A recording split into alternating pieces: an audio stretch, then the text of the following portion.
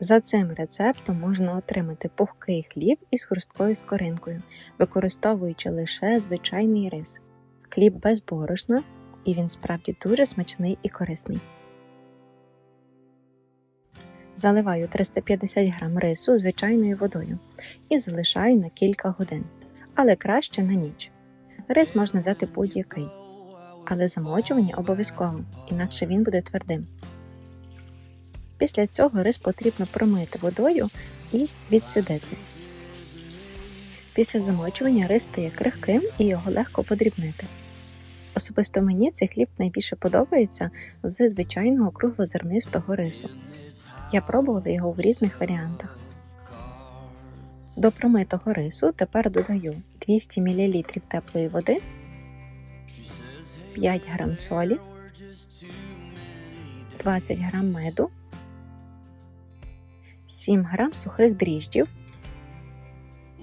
і 30 г олії соняшникової або оливкової.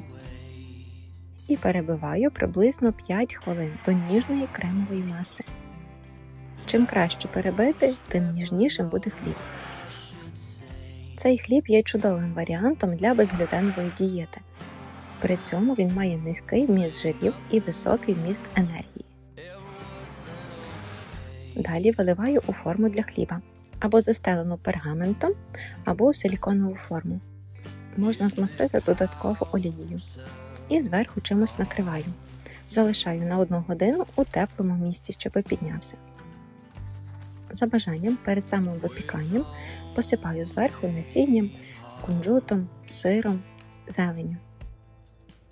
Відправляю у духовку при 180 градусах на 35-40 хвилин. Духовку не відкривати перших 30 хвилин, щоб хліб не впав. І температуру теж не варто зменшувати. Після випікання хліб залишаю ще на 5-10 хвилин у духовці з привідкритими дверцятами. А потім даю хлібу охолонути на решітці. Тоді структура стане ідеальною. Також можна накрити його рушником. Цей хліб виходить ніжним всередині і з легкою скоринкою зверху.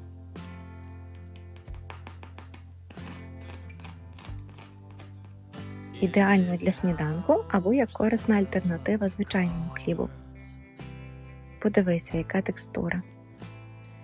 М'який, ніжний і зовсім без борошна. Спробуй приготувати за цим рецептом і ти здивуєшся. Це дуже смачно.